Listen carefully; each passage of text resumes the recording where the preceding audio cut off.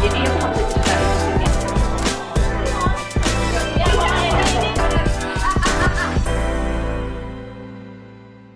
Oke Saradik, sebelum kita mulai seperti biasa aku akan membacakan pesan untuk hari ini. Apakah relate? Kalau yang relate boleh kali komen relate di bawah. Kalau misalnya nggak ya dengerin aja, siapa tahu pesannya bermanfaat. Kita lihat apakah pesan untuk hari ini.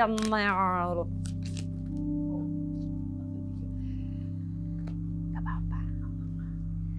Apakah? Satu lagi deh. Oke, jadi namanya kita hidup ya, kita melalui banyak hal, kita belajar banyak hal dari apa ya, dari misalnya kadang-kadang kita mengalami hal buruk. Nah, si hal buruk ini yang akhirnya mendorong kita untuk belajar sesuatu lagi tentang kita gitu. Nah, ini di antara kalian ada sebuah rahasia yang ini tuh kalian simpen rapet-rapet, nggak pernah dibagikan. Nah, sebenarnya ini menjadi kayaknya jadi beban sebenarnya karena kalian udah ketakutan duluan gitu. Kalau misalnya gue cerita ntar gue yang disalahin nanti. Pokoknya banyak inilah banyak OVT gitu. Dan logikanya kalian ini kalau misalnya gue ngomong ya gila ini gue salah gitu. Atau ini tentang menyesal akan keputusan yang diambil. Lebih ke situ. Cuman sebenarnya kalau menurut aku juga nggak bilang kayak oh harus diceritakan, tapi lebih ke gini, menerima bahwa namanya kita manusia pasti pernah melakukan kesalahan. Tapi harus diingat lagi bahwa kesalahan itu yang akhirnya bikin kita belajar.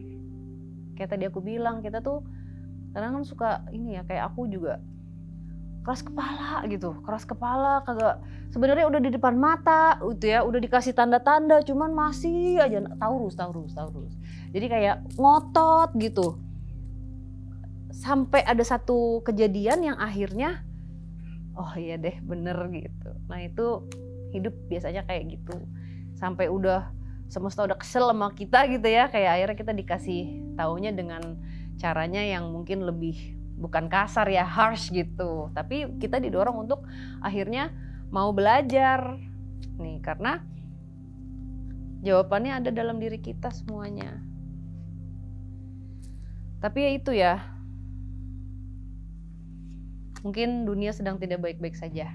Dan kadang-kadang kita ngerasa sendiri gitu, which is fine. Dan kita punya trust issues yang aduh gue ntar cerita gini nanti malah jadi masalah apa segala macam. Mungkin coba untuk menuliskan apa yang dirasakan tuh juga bisa. Jadinya tahu dibaca lagi tuh. Oh gini ya gitu. Coba deh dari situ bisa belajar lebih dan siapa tahu akhirnya dari situ kamu tahu oh berarti dari apa yang gue rasakan, dari apa yang terjadi, gue harus melakukan ini. Tapi namanya orang belajar ya, nggak gampang tapi pasti bisa. Aku tarik satu lagi ya. Ada yang nanya, maksudnya bukan ada yang nanya. Ada dari kalian yang mempertanyakan kapan ya gue bisa keluar dari situasi ini gitu. Sun, pada saat kamu menyadari dan kamu mau belajar mengolah rasanya, sun katanya. Satu lagi.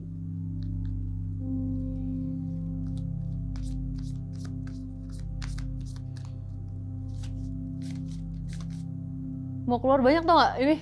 Ya kan? Sabar.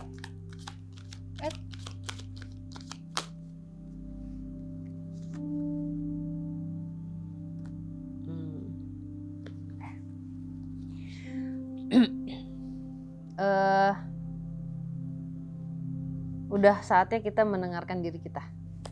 Yang selama ini selalu mendengarkan kata orang, kata kita nggak enakan. Nggak apa-apa, namanya kita mau apa ya, nyenengin orang boleh. Kita mau bikin orang lain happy nggak apa-apa. Tapi nomor satu, jangan sampai kitanya terbengkeloi ya. Itu yang bahaya. Kalau rumah dibiarkan kosong ada hantu ya. Kalau kamu dibiarkan kosong itu ada apa, bahaya nanti. Nggak boleh ya. Jadi kita harus isi. Nah kalau misalnya kita penuh, istilahnya kalau kita kalau kita gelas diisi air penuh, kita bisa nyiram yang lain gitu. Jadi kita harus cari sumber air sendiri dulu di dalam diri kita, jangan lo ngasih air mulu, kering. Ya semangat ya guys, jangan bersedih boleh, marah boleh, sekarang boleh pakai urat boleh, marah aja. Tadinya kan kalau aku selalu bilang jangan ini sabar gitu, nggak ada sabar-sabar itu. Lagi pulang kampung itu sabar ya, nggak apa-apa. Sekali-sekali harus marah. Jadi kamu tahu, oh pada saat gue marah kenapa ya? Perlu nggak ya gue marah? Ternyata enggak. Oh enggak ya, gue ternyata nggak semarah ini gitu. Coba deh. Karena kadang-kadang kita emosi di awal tuh, udah mulai marah. Tidak menyakiti orang ya, kamu sendiri aja gitu ngomong. Pas abis dari situ ada rasa yang, aku susah ngomongnya, ada rasa yang kamu akan temukan gitu. Ternyata marahnya tuh nggak kayak gitu. Ngapain ya gue buang-buang energi? Ya udah deh, happy gitu. Semangat teman-teman. Pokoknya boleh marah, boleh sedih. Kasih waktu dirimu untuk bisa mengenal dirimu lebih lagi. Halo Saradix dan View Plus, ketemu lagi di Ruang Tengah Nyai. Dan kali ini bintang tamu aku adalah seseorang yang sangat spesial. Dia adalah seorang musisi, aktivis juga, seniman sini orang Nia. Kalau menurut gue asalnya bukan dari sini deh, dari planet lain. Tapi I love her so much. Tepuk tangan untuk Melanie Subono. Dari planet lain lagi? Emang dari planet lain kita? Iya sih kayaknya. Kalau enggak, gimana? Apa kabar Melanie Subono? Alhamdulillah aku cukup waras. Ya? Ini basa-basi ya ceritanya? Ceritanya kan ceritanya lagi interview. Oke. Ulang. Okay. Hari ini saya kedatangan seorang aktivis, seniman Melanie Subono. Terima kasih. Assalamualaikum warahmatullahi wabarakatuh. Waalaikumsalam. Apa kabar Mbak Melanie? Alhamdulillah saya sehat. Enggak. Enggak susah. Iya. Enggak bisa kita gini-gini. Saya waras sudah gitu. Beb lagi sibuk apa sih? Tak single. Kita punya bareng. I don't care what you kita punya think single of baru bareng. Lagi ngerjain dokumenter tentang minuman di Indonesia, terus satu lagi tentang kekerasan pada hewan, beda banget ya. Lagi ngerjain single baru untuk Hari Bumi. Terus lagi masih ada satu program TV yang dipegang. Gitu-gitu deh. Nyelesain buku baru. Wow, ada buku baru juga. Oke, Beb, ini dari dulu kan kita berteman udah lama banget ya. Iya lagi. Cuman kayak aku baru kepikiran aja nih. Ini kan kamu seorang aktivis gitu ya. Artinya kamu menyuarakan banyak orang yang mungkin tidak bisa bersuara gitu. Apa sih yang ada di pikiran kamu pertama kali pada saat kamu memutuskan untuk oke nih, gue akan mengambil jalan ini, itu apa seorang Melanie Subono? Sebenarnya gue dari kecil itu, gue lupa pada satu titik lagi di jalan, was it with my dad atau apa, gue nggak inget, terus ngeliat orang kecelakaan. Dan di situ ada yang ngomong sama gue lupa entah bokap, entah siapa gitu ya. Nggak usah ngomong kasihan kalau nggak berhenti juga. Nggak usah kasihan, tapi lewat anyway jalan gitu kan. So it's either you care or you don't. Terlepas dari itu, keluarga gue emang kayak bokap dari kecil tuh kita emang disuruh. Gue, Kristi, Adrian tuh tiap bulan, ayo kamu ke panti mana? Ayo, what do you do? Ayo kamu ke panti mana? Jadi emang terbiasa banget sih. Dan kesini-sininya, ini sounds cocky mungkin ya. Don't get me wrong, karena ternyata gue powerful. I saw the impact dari menyuarakan yang tidak bisa bersuara. Gak cuma manusia kan yang gue suarain. Kayak pohon, ntar hewan, ntar apa aja gitu. Dan ternyata there is a change.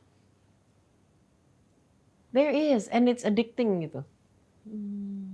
Sebenarnya sama juga ya, kalau aku kan menyuarakan mereka yang tidak berbicara langsung ya, hantu. Cuman bedanya. But it's a story. Iya. But it's a story. Penyambung pesan ya. ya. Mungkin pada saat mereka hidup mereka nggak sempat menyampaikan ceritanya, and you do.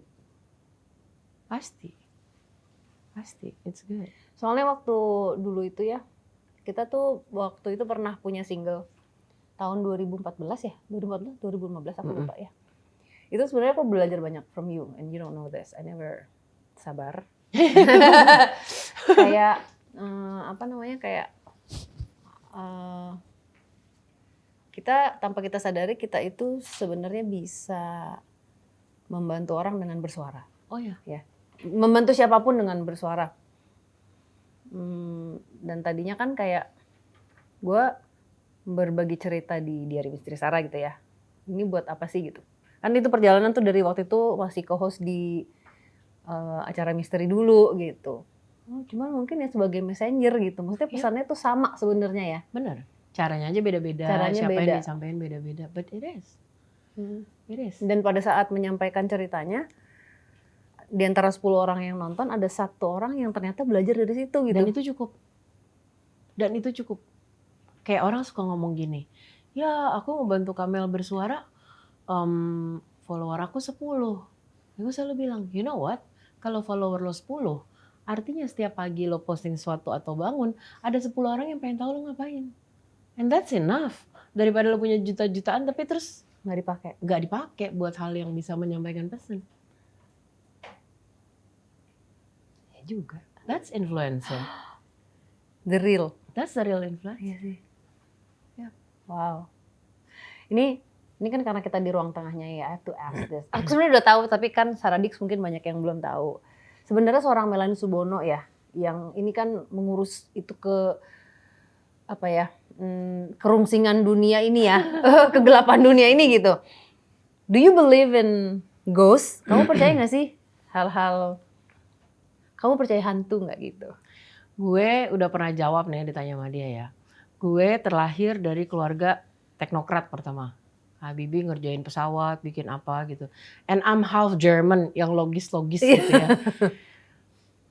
Gue somewhere in between. Somewhere in between. Gue nggak mau sesombong itu untuk bilang cuman kita makhluk yang ada. Tapi again di satu sisi lain, gue belum pernah lihat gitu. Tapi gue pernah ngomong gitu terus dibalas sama orang, Tuhan juga lo belum pernah lihat. Lah iya juga kata gue. Jadi gue never interact with them. Tapi gue juga nggak mau bilang oh nggak ada sama sekali. Nah ini fun fact ya, lucu ya, boleh di-spill boleh ya.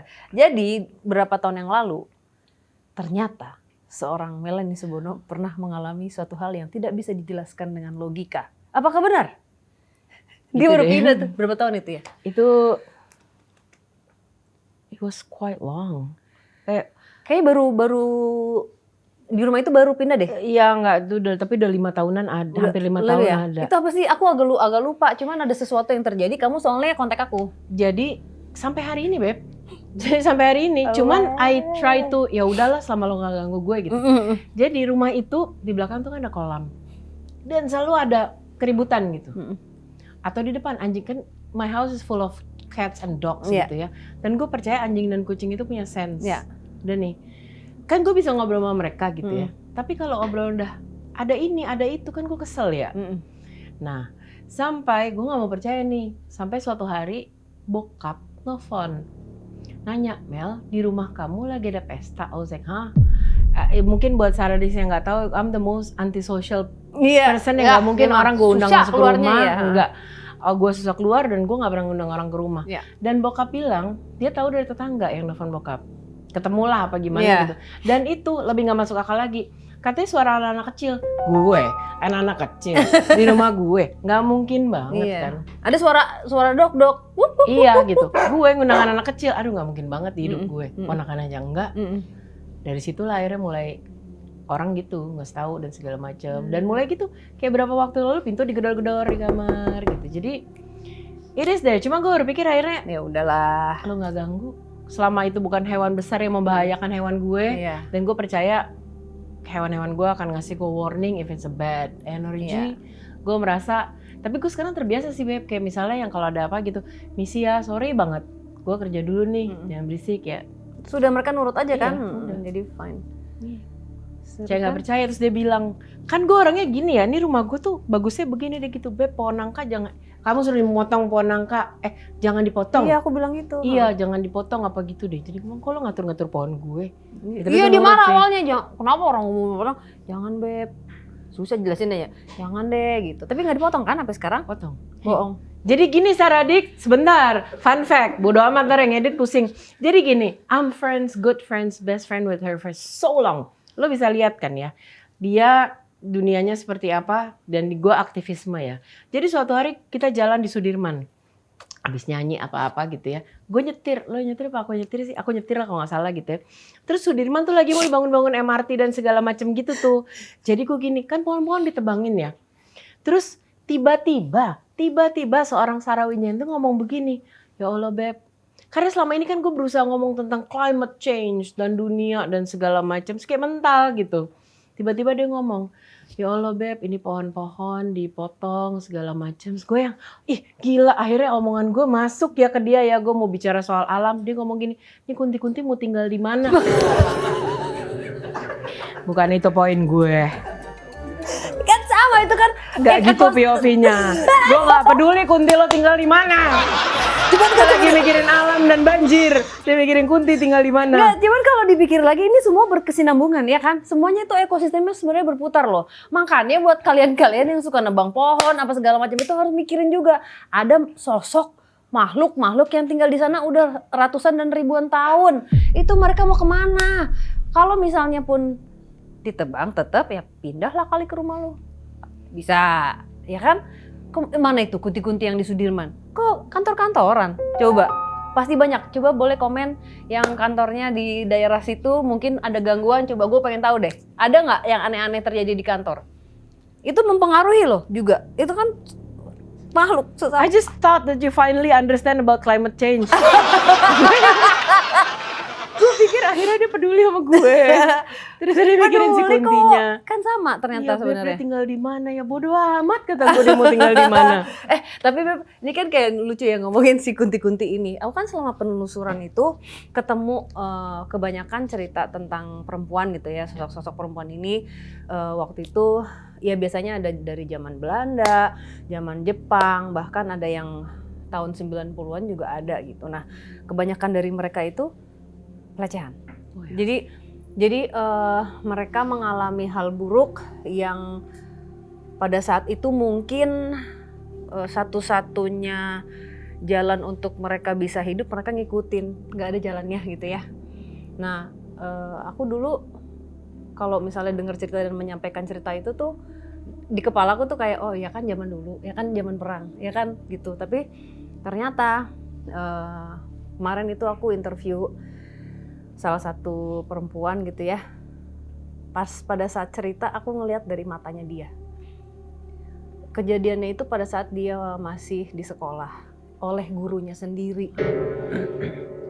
Samping karena aku ngelihat manusia gitu ya. Ini orang yang bercerita ke aku. It hits different.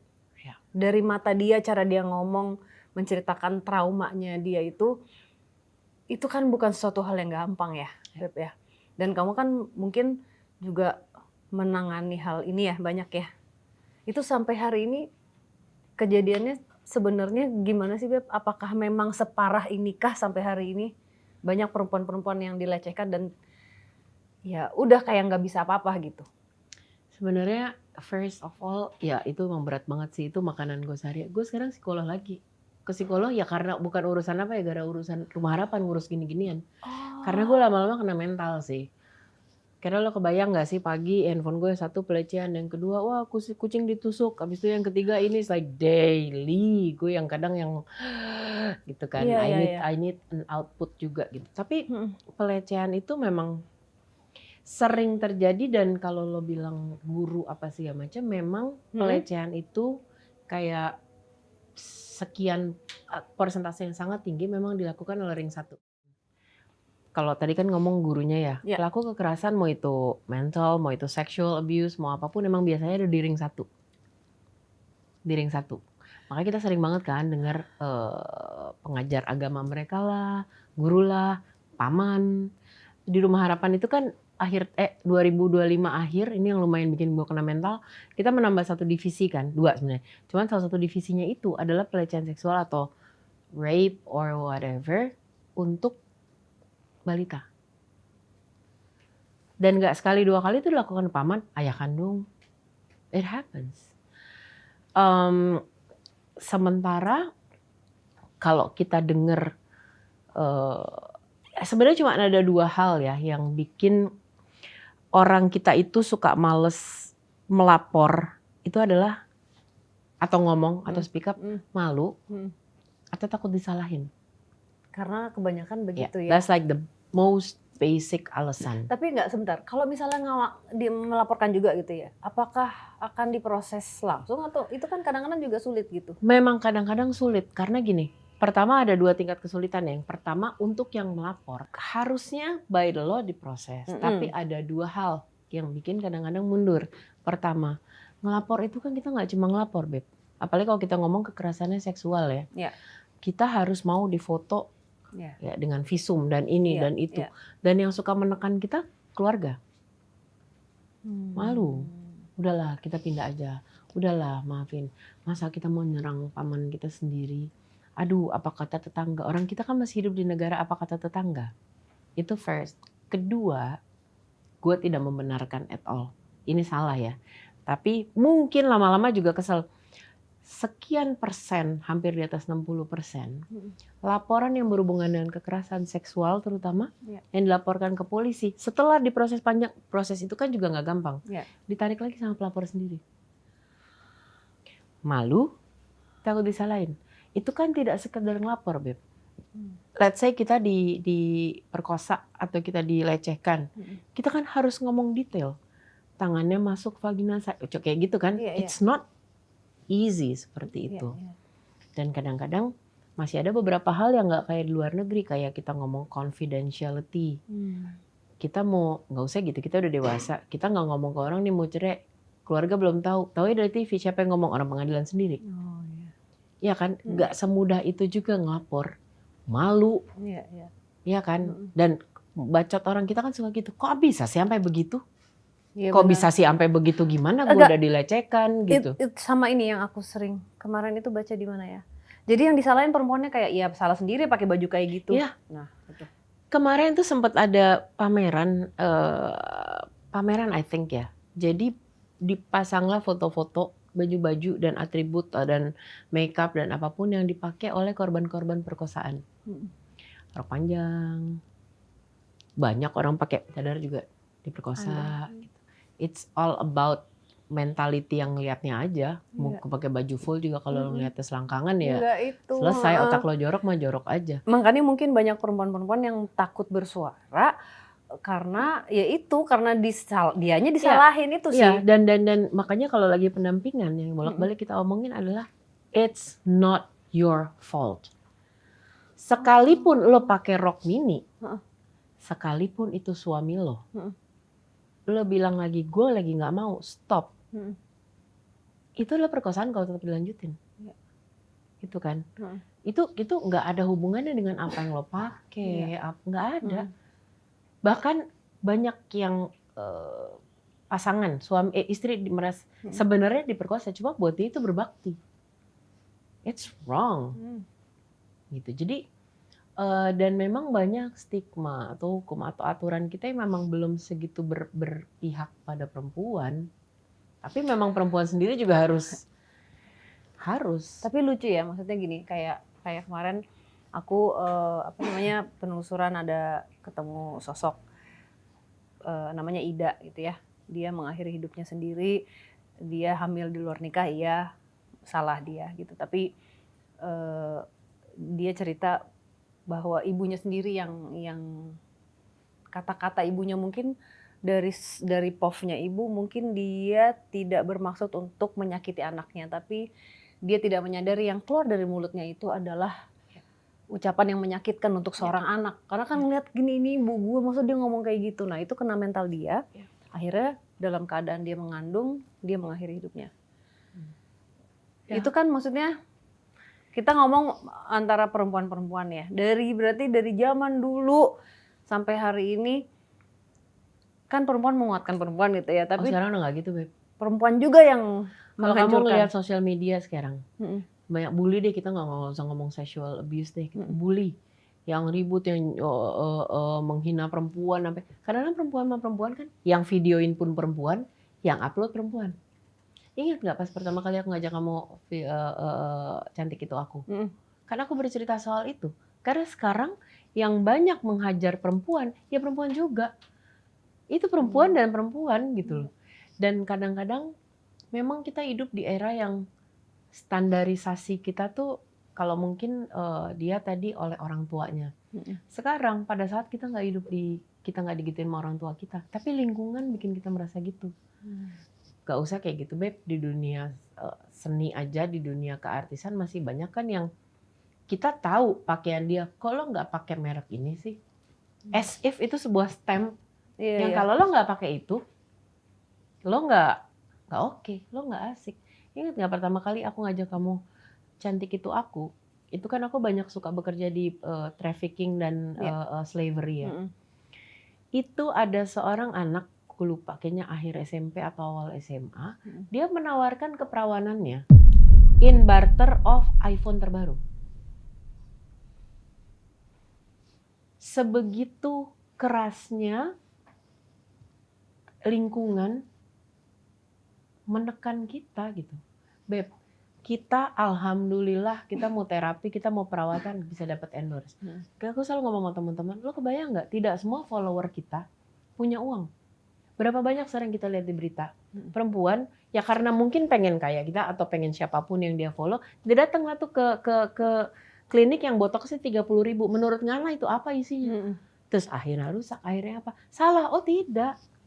Dia pengen, tapi menurut gue itu semua balik yang ngebentuk jati diri dan kekuatan perempuan tuh. I am beautiful, I am smart. Dan kalau kita udah bisa hold ourselves, otomatis kita bisa mengatakan tidak pada saat ada hal yang nggak baik dilakukan ke kita. Don't touch me.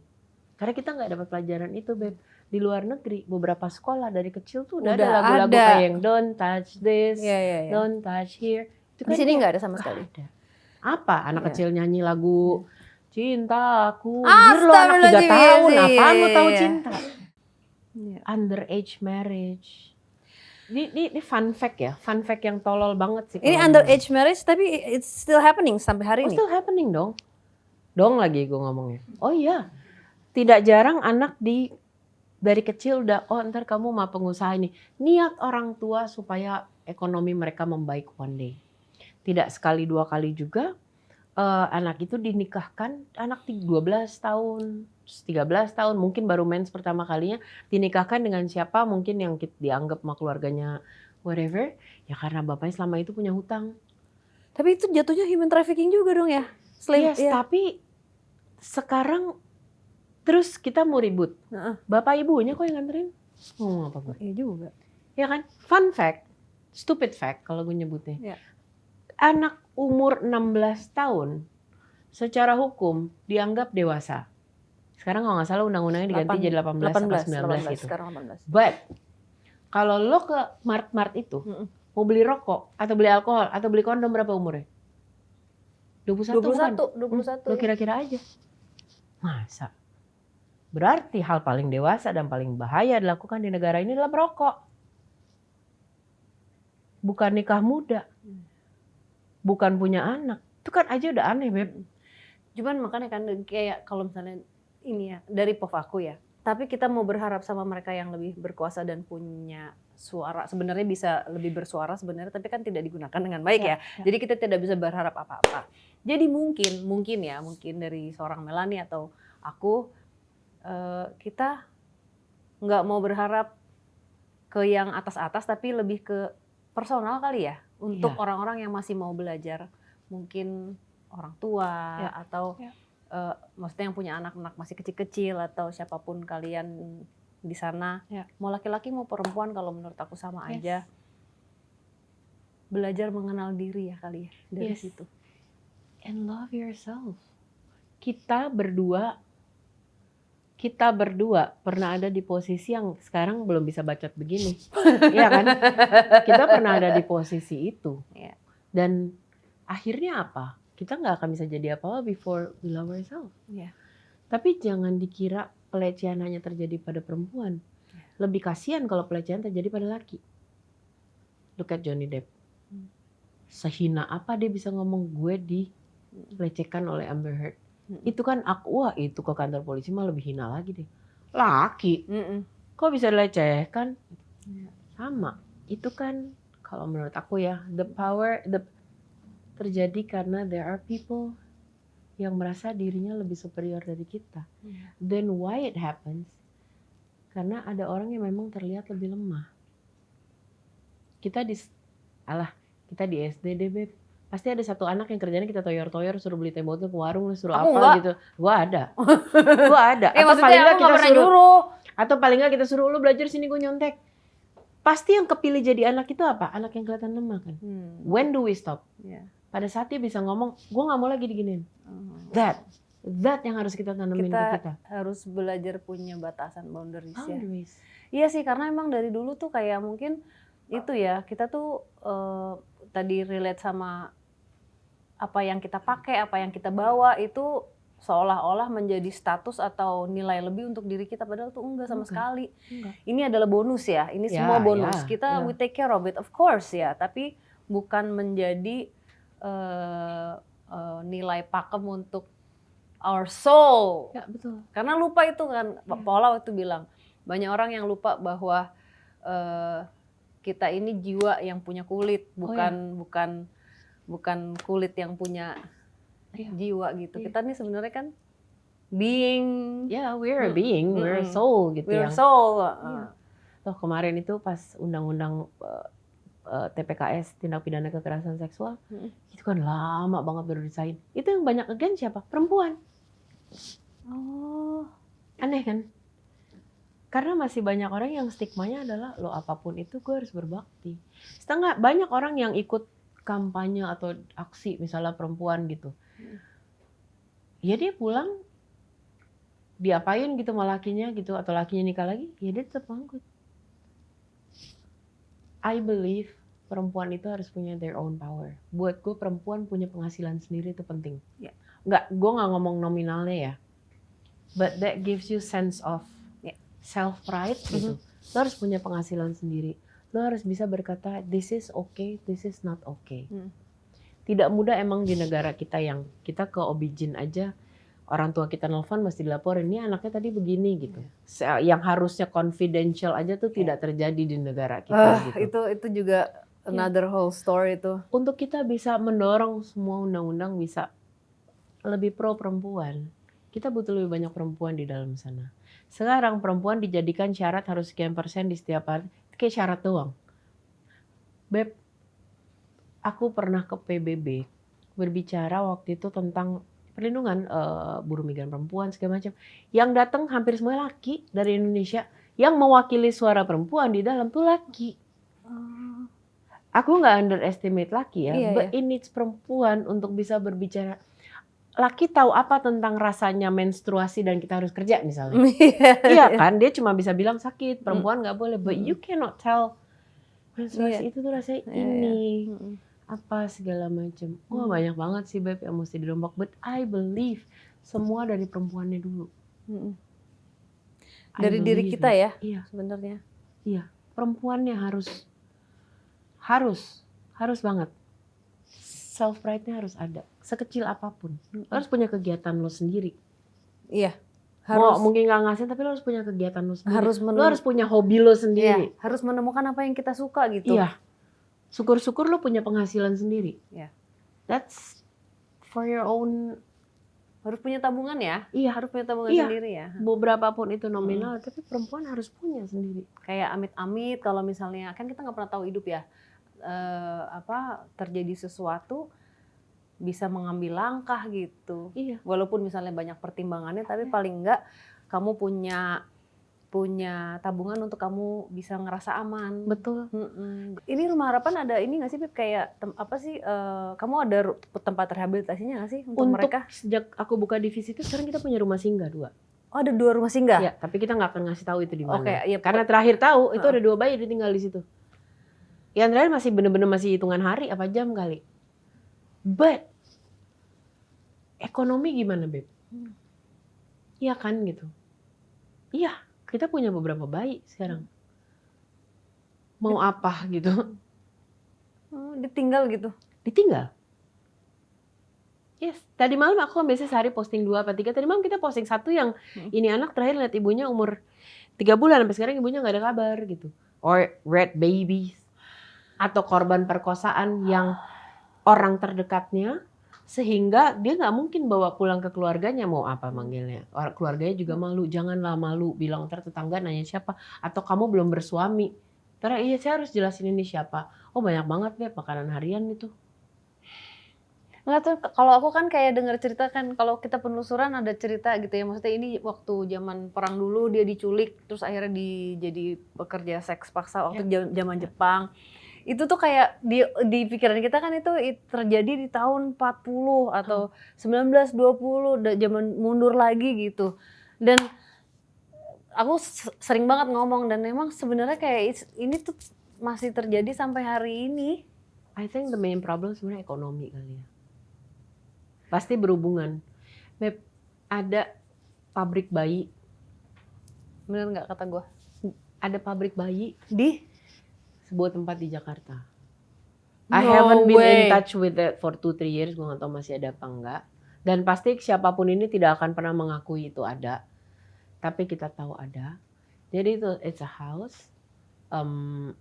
Di mana ya memang perempuan yang udah nggak ya lo di situ pokoknya you know like Iya. hamil, give birth, lo akan dikasih makan. Ya kayak kita maaf ya kucing apa anjing breeding, kayak breeder.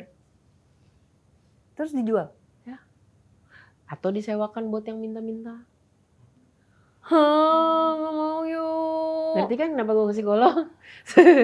Nggak, soalnya kemarin kan aku pernah bilang ya waktu itu. Jadi di South Africa itu apa namanya? Aku pernah lihat dokumenter gitu. Emang ini tentang human trafficking itu. Jadi ada pabrik bayi di sana. Nah itu tapi nomor 1 katanya dia orang beli untuk ritual satanik, Beb. Buat ritual.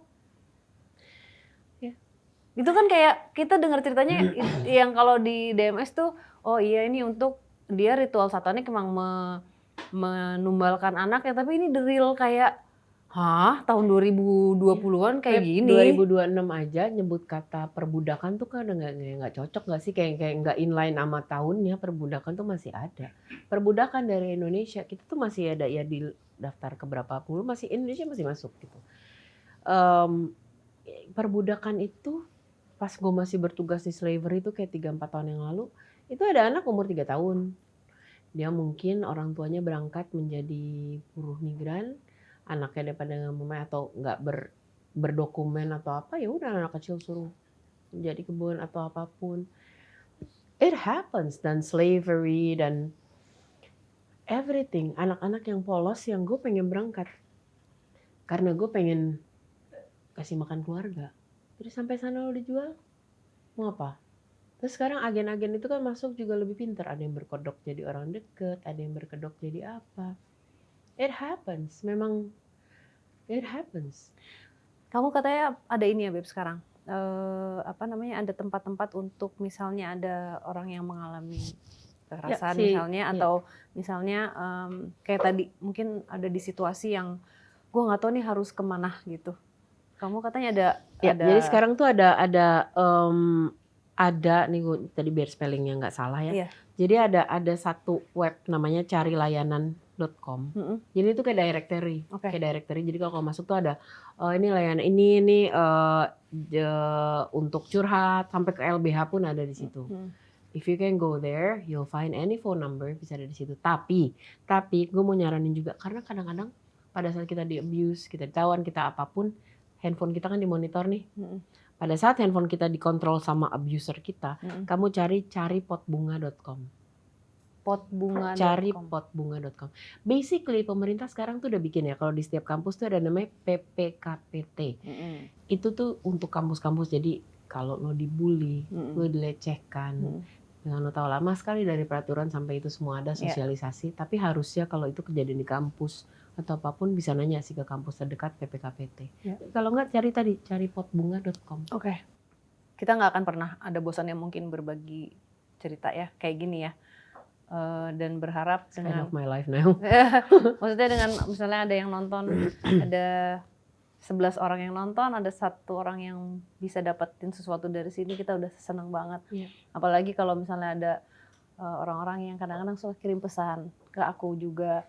Katanya setelah nonton kontennya Kak Sarah, saya berani untuk keluar dari abusive Oh, that's good. relationship. That's good. Terus kayak That's aku good. sekarang berani memeriksakan diriku ke Oh, psikiater. that's good. Me too. Ya, terus kayak Masih. aku sekarang berani untuk mengambil langkah gitu-gitu tuh for me, buat aku adalah salah satu kekuatan untuk akhirnya terus ya udah ya the least I can do untuk membantu ini mungkin nggak bisa ngebantu yang wah gimana, tapi dengan sedikit berbagi cerita Beb, dan bantu itu nggak ada gede kecil sih, Beb. Cuma ngebantu apa enggak, titik.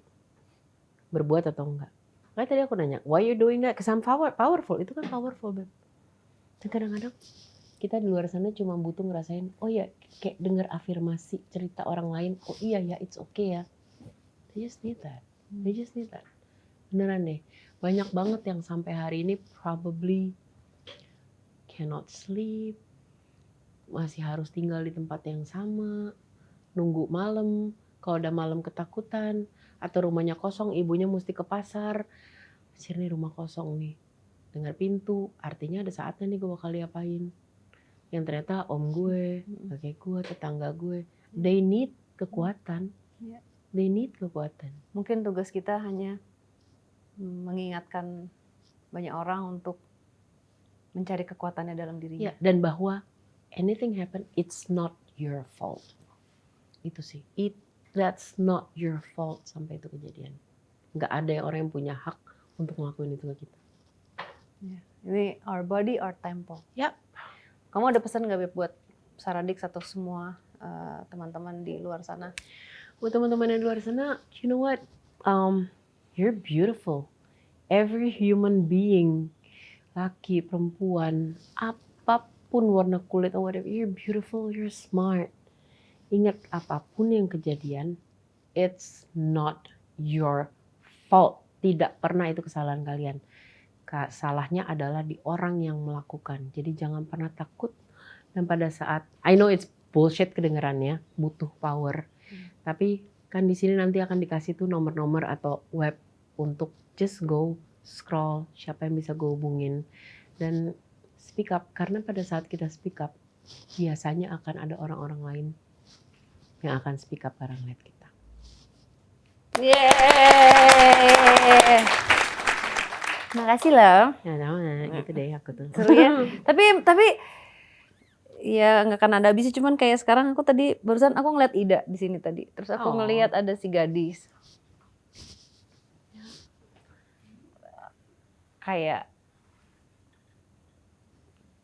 masih sama. Kan ada yang nanya gini, kenapa sih kalau hantu itu kok kebanyakan perempuan? Iya nggak? Ya kan?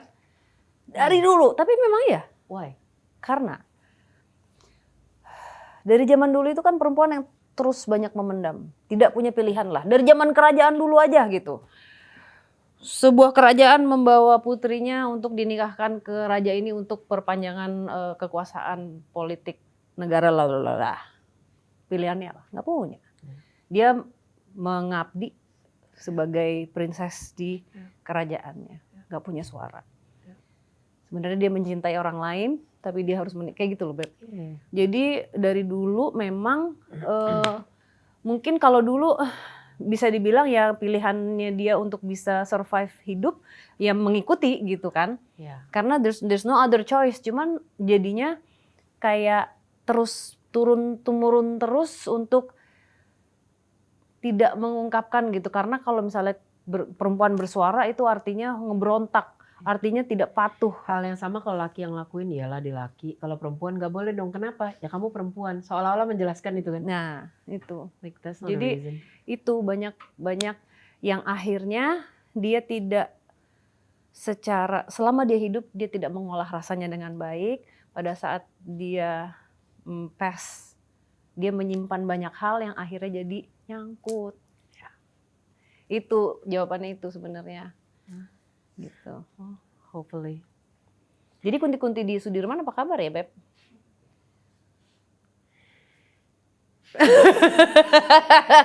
Oke, ini terakhir. Single. Cantik Itu Aku. Kamu nulisnya kapan itu, Beb? Abis ngeliat kejadian itu yang pengen menawarkan keperawanannya untuk The Newfound. Gue kira udah nggak ada kayak begitu-begituan karena kan udah hampir 4 tahunan gue nggak ngurus si trafficking dan yang gitu-gitu. Dulu kan gitu sampai mereka dicari agen, kita kejar di kayak stasiun gitu.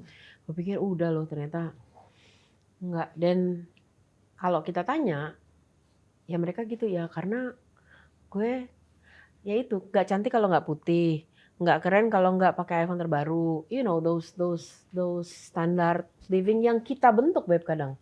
Karena aku bilang kadang-kadang kita yang ngebentuk itu kok. Mohon maaf, iPhone gue masih iPhone 15. Kalah sama Bode. Mohon maaf nih. iPhone gue iPhone baru tapi dikasih.